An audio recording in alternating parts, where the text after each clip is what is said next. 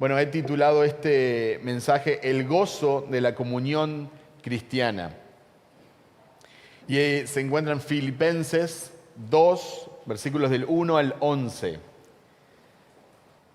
Por tanto, si hay alguna consolación en Cristo, si algún consuelo de amor, si alguna comunión del Espíritu, si algún afecto entrañable, si alguna misericordia, completad mi gozo, sintiendo lo mismo, teniendo el mismo amor, unánimes, sintiendo una misma cosa. Nada hagáis por contienda o por vanagloria, antes bien, con humildad, estimando cada uno a los demás como superiores a él mismo, no mirando cada uno por lo suyo propio, sino cada cual también por lo de otros. Haya pues en vosotros este sentir que hubo también en Cristo Jesús, el cual, siendo en forma de Dios, no estimó el ser igual a Dios como cosa a que aferrarse, sino que se despojó a sí mismo, tomando forma de siervo, hecho semejante a los hombres, y estando en la condición de hombre, se humilló a sí mismo, haciéndose obediente hasta la muerte, y muerte de cruz. Por lo cual Dios también le exaltó hasta lo sumo y le dio un nombre que es sobre todo nombre, para que en el nombre de Jesús se doble toda rodilla de los que están en los cielos y en la tierra y debajo de la tierra, y toda lengua confiese que Jesucristo es el Señor, para gloria de Dios Padre. Amén. Les dije que este es un pasaje que contiene uno de los versículos más profundos e importantes que hablan de la encarnación de Jesucristo, que es algo que sobrepasa nuestra mente. No es que sea irracional, pero es suprarracional, va más allá de lo que nosotros podemos comprender con nuestras mentes finitas. Pero bueno, damos gracias a Dios por eso. Un poquito de contexto para el pasaje. La iglesia en Filipos era un ejemplo en muchos aspectos, y Pablo estaba gozoso por esta iglesia. Pero estaba pasando algo que no estaba del todo bien, no estaba bien, y es que había algunas diferencias entre los hermanos. Específicamente había una situación entre dos mujeres llamadas Evodia y Síntique. En Filipenses 4:2 dice: ruego a Evodia y a Síntique que sean de un mismo sentir en el Señor. Y va a hacer referencia en el capítulo 4 a esta situación. ¿Cómo lidiamos con las diferencias entre los hermanos en la fe? Porque este pasaje, que como les digo es profundo y habla de la encarnación de Cristo, se da en un contexto de las diferencias entre hermanos, entre personas de la familia de la fe. Y vamos a ver por lo menos tres puntos, tres aspectos que podemos sacar de este pasaje. El primero, en los versículos del 1 al 4, vamos a ver que nosotros tenemos que vivir para servir a otros. Tenemos que vivir para servir a otros. Versículo 1, se me acompañan en la lectura, dice: por tanto, si hay alguna consolación en Cristo, algún consuelo de amor, si alguna comunión del Espíritu, si algún afecto entrañable, si alguna misericordia. Cuando vemos en este contexto la palabra sí, en este caso, no es un sí para poner en tela de juicio estas realidades, para poner en duda si estaban viviendo estas realidades. No, es un sí argumentativo. Es como diciendo, ya que tenemos estas realidades, ya que esta es la realidad, ya que esto es una realidad en nuestra vida como creyentes, entonces Pablo está armando un argumento al presentar al menos 4 realidades en la vida del creyente. Estas 4 realidades deben ayudar a los creyentes a sobrellevar cualquier tipo de diferencia. La Biblia nos dice que no podamos tener diferencias, las vamos a tener, pero ¿cómo las sobrellevamos? En este versículo vemos estas 4 realidades: son el consuelo de pertenecer a Cristo, el consuelo que nos da el amor de Dios, la comunión con el Espíritu Santo del Señor y un corazón amoroso y misericordioso. Estas son 4 realidades en la vida de un creyente. Entonces, cuando nosotros estamos discutiendo, en el buen sentido de la palabra, debatiendo, intercambiando opiniones con alguien con el cual disentimos, nosotros tenemos que tener presente estas realidades. No estamos debatiendo, discutiendo con cualquiera, estamos debatiendo con un hermano, una hermana en la fe, alguien que va a pasar toda la eternidad con nosotros, alguien por el cual Cristo murió, y alguien que está viviendo o está experimentando estas realidades, como la comunión del Espíritu Santo, el pertenecer a Cristo, el consuelo que nos da su amor. F.B. Meyer describe estas 4 realidades como la persuasión de Cristo, el tierno cuidado que da su amor, el compartir del Espíritu y la humanidad y la piedad. El apóstol Pablo está haciendo una apelación a la unidad en vista de la devoción a Cristo, la devoción que compartimos por Cristo, y también la unidad por el Espíritu de Dios que mora en todo creyente. Entonces es como si Pablo dijera, ya que ustedes tienen devoción a Cristo, y ya que el Espíritu Santo mora en ustedes, bueno, en base a estas realidades, intercambien sus opiniones. Entonces eso ya nos ayuda a tener cierta actitud y cierto acercamiento a estas diferencias. Hermanos, en este mundo nosotros tendremos diferencias con las personas, tendremos diferencias con nuestros hermanos en la fe. Cuando tengamos diferencias con un hermano, cuando tengamos ciertos problemas, por así decirlo, recordemos estas realidades que nos expone Pablo, que nos expone la palabra de Dios. Todas estas realidades son mucho mayores que cualquier diferencia que podamos tener con un hermano en la fe. Como miembros del cuerpo de Cristo debemos estar unidos en propósito y en devoción a Cristo. Eso debe estar por encima de cualquier diferencia. En el versículo 2, Pablo dice, completad mi gozo, sintiendo lo mismo, teniendo el mismo amor, unánimes, sintiendo una misma cosa. Los filipenses le habían dado hasta el momento mucho gozo a Pablo, pero Pablo les ruega que completen su gozo. William McDonald, en su comentario bíblico, él lo describe así: Pablo les pide que llenen la copa de su gozo hasta que se derrame. Es como que en este sentido Pablo nunca va a estar cansado de tener gozo. Completen mi gozo, sigan dándome la alegría de poder verlos unidos, ser de un mismo sentir. ¿Cómo podían seguir contribuyendo al gozo de Pablo? Bueno, el mismo versículo lo dice, siendo de un mismo sentir, teniendo el mismo amor, unánimes, sintiendo una misma cosa. Ahora, ¿significa esto que nosotros tenemos que estar todos de acuerdo en todos los asuntos? Bueno, por supuesto que no. No es algo que la Biblia enseñe, que todos tenemos que estar de acuerdo en todos los asuntos menores de la vida. No es algo realista, de hecho es bastante utópico pensar que todos nosotros vamos a pensar exactamente igual sobre un montón de aspectos que son menores, que pasan más a veces por lo personal, por gustos personales. La Biblia demanda unidad, no uniformidad. Es obvio que como cristianos tenemos que estar de acuerdo frente a las doctrinas fundamentales y frente a los principios fundamentales que enseña la palabra de Dios. Pero hay asuntos menores en los cuales vamos a disentir y podemos tener unidad sin tener uniformidad. Ahora, cuando hay un principio en las Escrituras que debemos respetar, porque es claro, entonces nosotros nos sometemos a la palabra de Dios. Pero cuando no hay un principio claro en las Escrituras sobre un asunto, debemos dar libertad a las personas que opinen diferente a nosotros. Eso es algo sano y es normal. Ahora, en los versículos 3 y 4, Pablo dice, nada hagáis por contienda o por vanagloria. Entonces, esta es una posibilidad que a veces, lamentablemente, como cristianos, los hermanos en Cristo, muchas veces actúan motivados por la contienda o la vanagloria.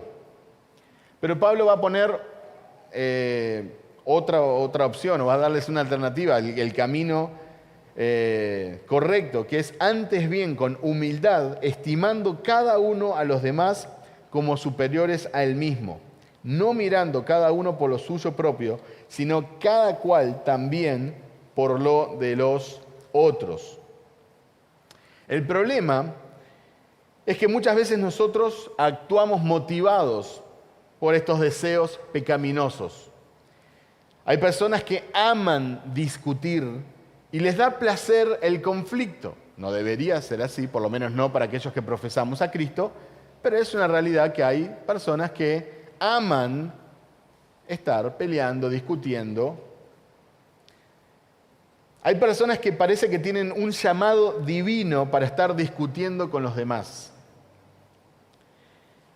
Otro deseo pecaminoso es el deseo de querer ser admirado y aplaudido. Y esto es por encima, obviamente, de exaltar a Cristo.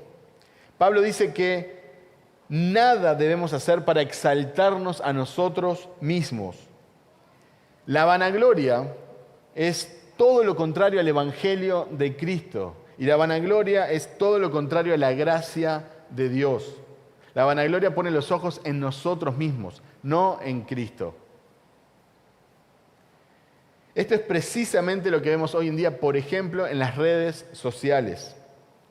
Muchos, en nombre de Cristo, solo saben debatir con otros cristianos. Y a veces no lo hacen con los mejores modales. Y por supuesto que hay un lugar para el debate y hay un lugar para la confrontación. Pero debemos de tener cuidado con nuestro corazón. Esto se trata en primera instancia sobre nosotros. Nosotros queremos tener cuidado con nuestro corazón. Antes de cuidar el Evangelio, como si Dios necesitara que nosotros lo protegiéramos, lo defendamos, cuidemos nuestro corazón. Bueno, algunos me dirán, pero Alex, la Biblia dice que tenemos que estar preparados para dar defensa de nuestra fe. Sí, es verdad. Pero también dice que debemos hacerlo con mansedumbre y reverencia y santificando a Cristo en nuestros corazones. Estoy citando 1 de Pedro 3:15. Sino santificad a Cristo como Señor en vuestros corazones, estando siempre preparados para presentar defensa ante todo el que os demanda razón de la esperanza que hay en vosotros. Pero hacedlo con mansedumbre y reverencia. Primero, antes de ser teólogos de Facebook, debemos de santificar a Cristo en nuestros corazones.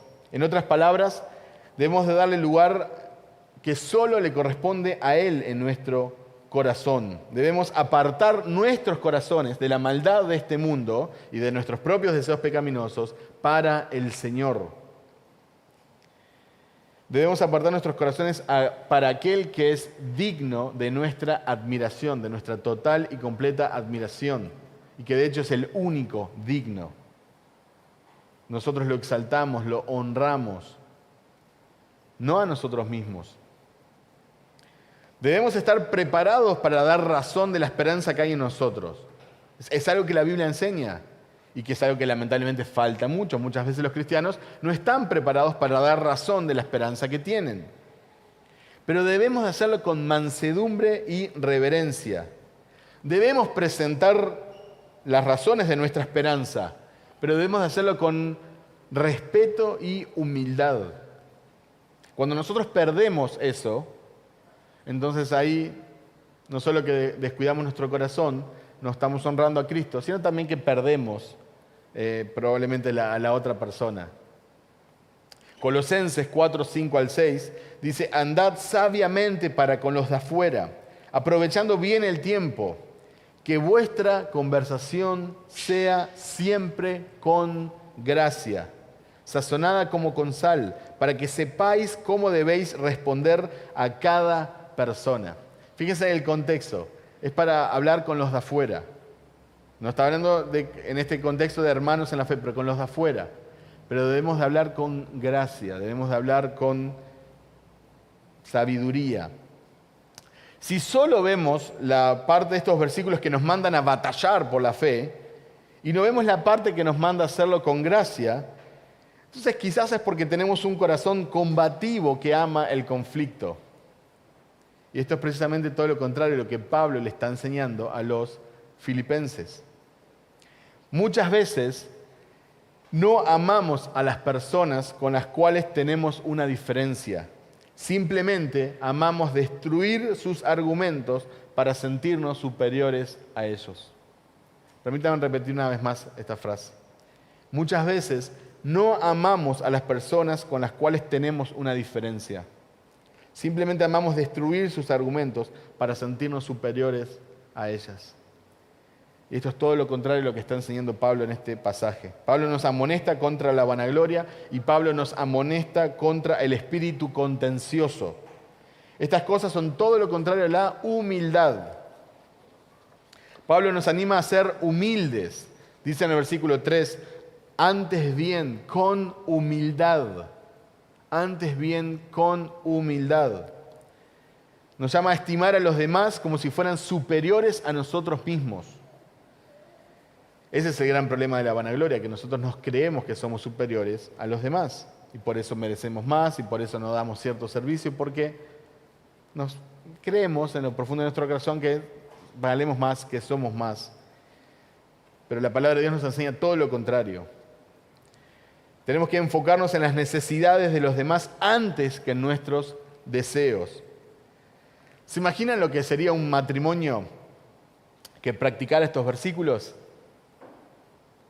¿Se imaginan lo que sería la unidad en nuestras congregaciones si estos versículos fueran una realidad en nuestra vida? Imagínate en el matrimonio. Mi cónyuge está primero, vale más. Se trata de cómo puedo servirte. Y mi cónyuge va a pensar exactamente lo mismo. No, ¿qué querés? ¿Cómo puedo servirte? Si esa es la única discusión, entonces todo sería obviamente un gozo.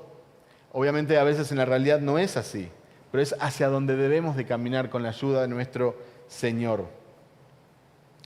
Charles D. Meigs escribió otros, Señor, sí, otros, que este sea mi lema. Ayúdame a vivir para otros, para que pueda vivir como tú. Quizás en este momento estás pensando que practicar esto es muy difícil, casi imposible. Ser humildes, tratar a todos como que son superiores a nosotros mismos, estar más enfocados en las necesidades de los demás que en nuestras propias necesidades. Pero en el pasaje Pablo no va a retroceder ni un milímetro, sino que va a subir la apuesta, va a subir el estándar, todo lo contrario, va a elevar el estándar lo más alto posible. Y el estándar que Pablo va a marcar en los próximos versículos, el estándar de humildad, el estándar de devoción, el estándar de vida piadosa que Pablo nos va a presentar, es mucho más alto de lo que nosotros podemos imaginar. El estándar no es ser como el teólogo más sabio. El estándar no es ser como el pastor más amoroso. El estándar que Pablo nos presenta no es ser la mejor versión de vos. El estándar no es ni Juan Hus, ni Lutero, ni Calvino, ni Spurgeon. Versículo 5. Pablo dice, haya pues en vosotros este sentir que hubo también en Cristo Jesús. El más alto de los estándares. Entonces, en lugar de Pablo decir, bueno, muchachos, yo sé que es complicado, sé que es difícil. No, él va a elevar el estándar. En otras palabras, debemos de ser como Jesús. ¿Cuán humilde tengo que ser como Cristo Jesús? Haya pues en vosotros este sentir que hubo también en Cristo Jesús. Versículo 6, el cual siendo en forma de Dios no estimó el ser igual a Dios como cosa que aferrarse, sino que se despojó a sí mismo tomando forma de siervo, hecho semejante a los hombres y estando en la condición de hombre se humilló a sí mismo, haciéndose obediente hasta la muerte y muerte de cruz. El primer punto era que debemos de vivir para servir a otros. El segundo punto es que debemos de vivir para imitar a Cristo. Y esto no se enseña solo acá, se enseña a lo largo de toda la Escritura, obviamente, respecto a la persona de Jesucristo, Dios encarnado, en el Nuevo Testamento. Pero, por ejemplo, Mateo 11:29 dice: tomad mi yugo sobre vosotros y aprended de mí, que soy manso y humilde de corazón, y hallaréis descanso para vuestras almas. Lucas 22:27 dice: porque ¿cuál es mayor, el que se sienta a la mesa o el que sirve? ¿No lo es el que se sienta a la mesa? Sin embargo, entre vosotros yo soy como el que sirve. En Juan 13:14 dice: pues si yo, el Señor y el Maestro, os lavé los pies, vosotros debéis lavaros los pies unos a otros. Y en primera de Juan 2:6 dice: el que dice que permanece en él debe andar como él anduvo. Entonces es algo que vamos a encontrar en muchos más versículos a lo largo de toda la Escritura. Nosotros tenemos que imitar a nuestro Padre que está en los cielos, debemos ser perfectos como Él, debemos imitar a Jesucristo, debemos andar en sus pasos. Pablo no va a perder la oportunidad de recordarnos quién es Cristo. Dice: siendo en forma de Dios, no estimó el ser igual a Dios como cosa a que aferrarse. Y esto no se refiere a la mera apariencia de Jesús en forma de Dios. Jesús fue, es y siempre será verdaderamente Dios. Jesús no es la primera creación de Dios, como dicen algunos grupos religiosos. Eso es una herejía, de hecho. Jesús no fue creado, siempre ha existido. Las Escrituras enseñan claramente y sin lugar a dudas la exclusividad de Cristo como Salvador y la supremacía de Cristo como Señor.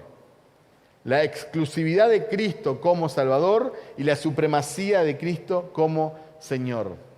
Me gustaría ver un pasaje que apunta a estas verdades, Colosenses 1, 15 al 20.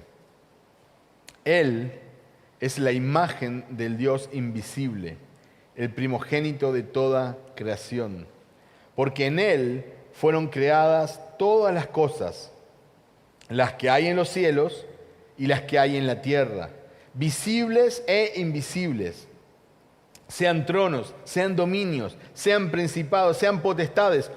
Todo fue creado por medio de Él y para Él. Y Él es antes de todas las cosas, y todas las cosas en Él subsisten.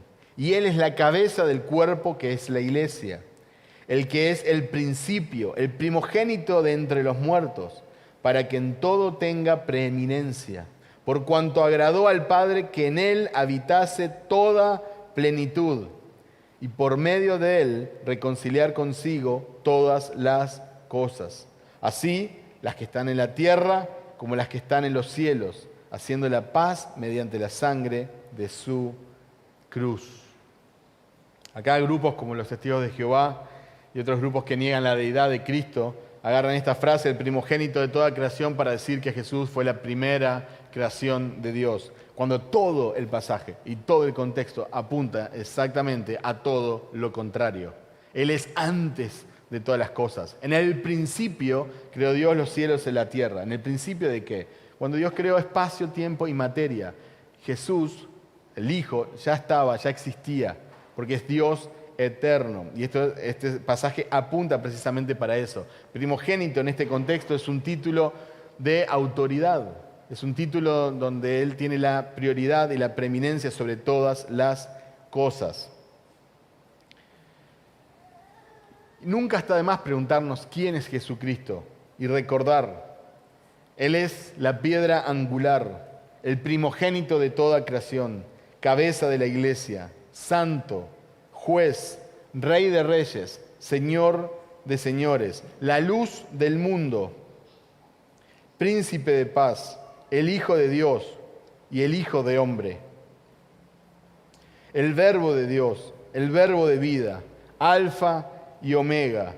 Él es Emmanuel, Dios con nosotros, el gran yo soy, Señor de todo, Dios verdadero, el autor y consumador de nuestra fe, el pan de vida, el novio, el libertador, el buen pastor, el sumo sacerdote, el Cordero de Dios, el mediador, la roca, la resurrección y la vida, Salvador, la vid verdadera. Jesús es el camino, es la verdad y es la vida. Y recordando todo lo que es Jesús y mucho más, en el versículo 7 leemos, sino que se despojó a sí mismo, tomando forma de siervo, hecho semejante a los hombres. Solo ese versículo creo que podríamos estar meditando todo el día, toda la tarde, toda la semana, y nunca se agotaría. Sino que se despojó a sí mismo, tomando forma de siervo, hecho semejante a los hombres. Debemos distinguir entre la igualdad personal con Dios y la igualdad posicional con Dios. Jesús, lo mencionamos anteriormente, nunca dejó ni dejará de ser Dios. Es imposible que Él deje su divinidad de lado. Jesús dejó su posición de lado. No se aferró a una posición para evitar ser humillado, para evitar sufrir y para evitar morir por nosotros. Todo lo contrario. Se despojó. En griego la palabra kenosis, que literalmente significa vaciarse o vaciamiento. Él se vació a sí mismo. Jesús se vació de su divina posición altísima para humillarse hasta lo más bajo. Y este es el ejemplo que Pablo nos da para nosotros ser humildes. No debemos de olvidar el contexto en el que está esto. Versículo 5, y ustedes deben de tener la misma actitud, la misma forma de ser que tuvo Jesucristo, humilde. Jesús dejó la gloria del cielo para nacer en un pesebre maloliente. Jesús, al igual que Isaac, hijo de Abraham, se sometió en el altar del sacrificio voluntariamente. Pero esta vez el Padre no detuvo su brazo.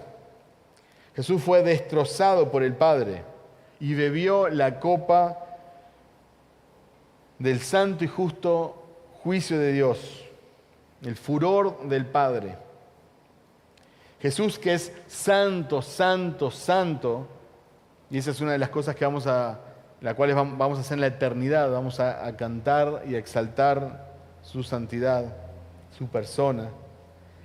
El que es santo, santo, santo, se convirtió en maldición por nosotros.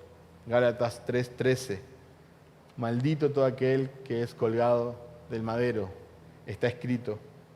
El Señor de todos los señores, el Rey de todos los reyes, se agachó a limpiar los pies como si fuera un esclavo.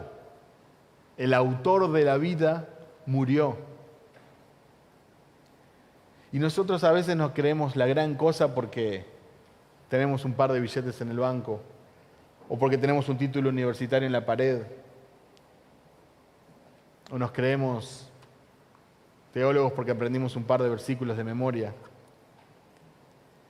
Tenemos que imitar a Cristo, quien siendo Dios se hizo humilde, se humilló por el bien de nosotros, por el bien de los demás, por el bien de otros. Debemos de luchar, y esta es la verdadera lucha espiritual, debemos de luchar para tener un corazón como el de Cristo, una mente como el de Cristo, un corazón como el de Cristo, que podamos sentir como Cristo. Gracias a Dios por cualquier posición social que hayamos alcanzado. Pero si esta posición no nos permite agacharnos y lavar los pies sucios de las personas a nuestro alrededor, entonces quizás esa posición social que hemos alcanzado es un estorbo para nuestra vida espiritual y para nuestra devoción a Cristo. No me malinterpreten, no estoy diciendo que debemos de estudiar, Dios quiera que todos podamos crecer, en esta vida, en todos los aspectos, y disfrutar de las bendiciones que se puedan en esta tierra. Pero si esas bendiciones nos impiden servir a otros, también están siendo un obstáculo para nuestro crecimiento y nuestra devoción a Cristo. Títulos a Jesús no le faltaban. Sin embargo, los dejó de lado, se vació a sí mismo. Se hizo de lo más bajo para morir por aquellos que íbamos a creer en Él. Versículos de 9 al 11.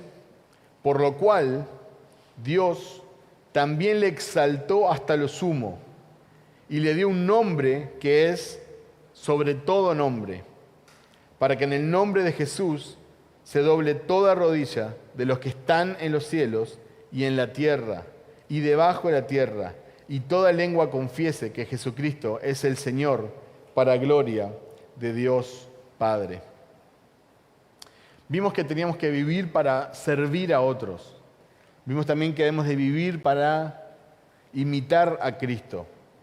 Y obviamente debemos de vivir para la gloria y honra de este Cristo que imitamos. Debemos de vivir para exaltarlo a Él. Jesús estuvo dispuesto a despojarse de su posición de igualdad con Dios el Padre. Por eso el Padre lo exaltó hasta lo sumo, hasta lo más alto. Jesús regresa a su hogar con el más alto de los honores. Ahora no solo será nuevamente igual al Padre en su persona, sino también nuevamente en su posición.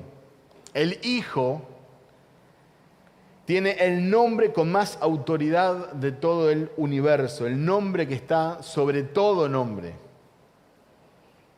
Y toda alma en el cielo, en el infierno o en la tierra reconocerá que Él es Señor de todo y Señor de todos.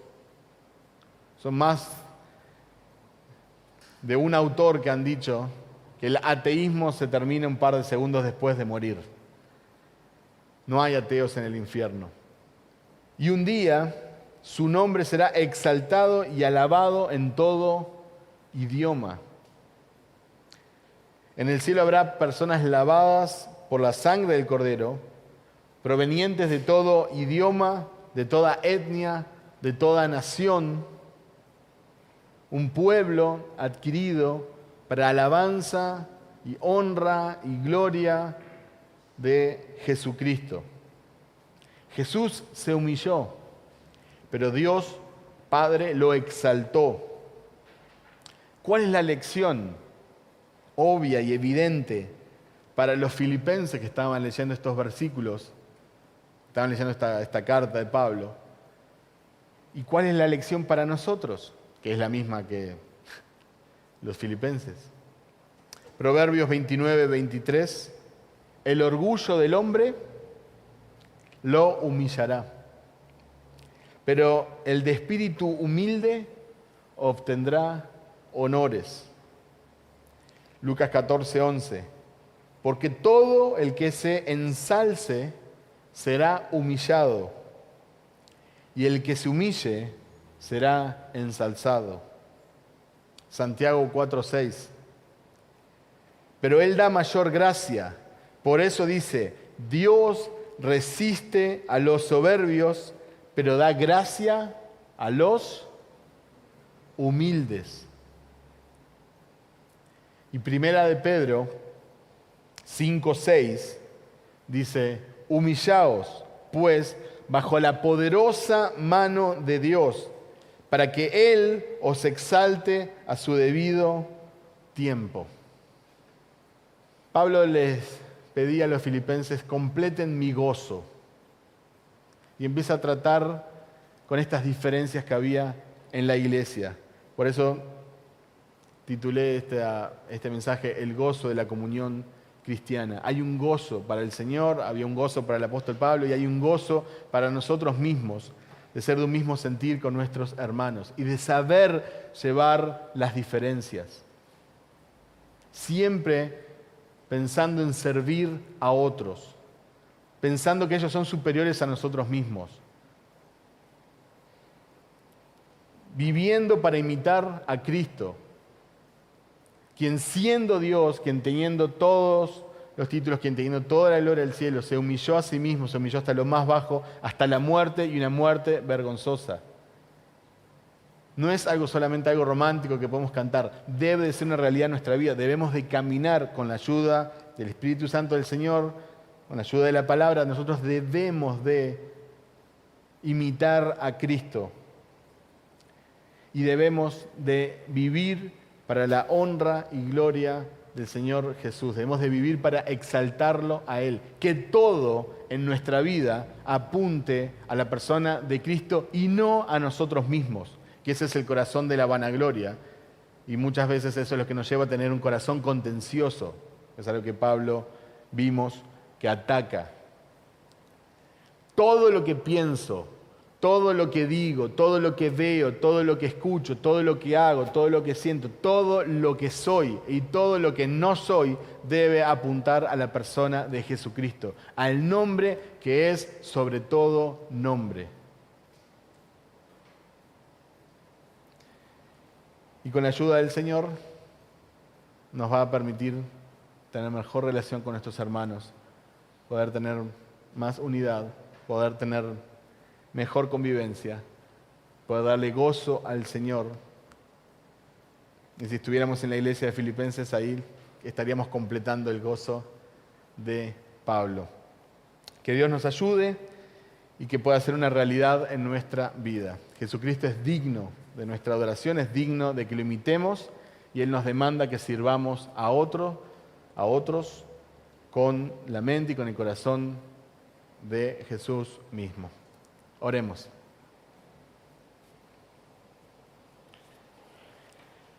Señor, nosotros queremos darte gracias por permitirnos acercarnos a tu palabra. Queremos pedirte que tú puedas ayudarnos a practicar esto. Sabemos que humanamente hablando no es fácil, que es difícil. Todos nosotros tenemos que crecer, Señor, en humildad. Tenemos que negarnos a nosotros mismos, despojarnos de muchas de las cosas que hemos acumulado para poder tratar a otros como superiores a nosotros mismos. Señor, te pedimos que tú nos ayudes, que obres en nuestro corazón, que obres en nuestra mente, que nos des un corazón como el tuyo, que podamos servir, que podamos humillarnos, Señor, como tú lo hiciste, que podamos exaltarte con nuestra vida, porque te imitamos y porque queremos servir a otros, Señor. Te pedimos que nos ayudes, Señor. Y damos gracias, porque sabemos que tú obras en nuestra vida con paciencia, con amor, y que tú completarás la buena obra que has comenzado en nosotros. Gracias, Señor. Amén. Amén.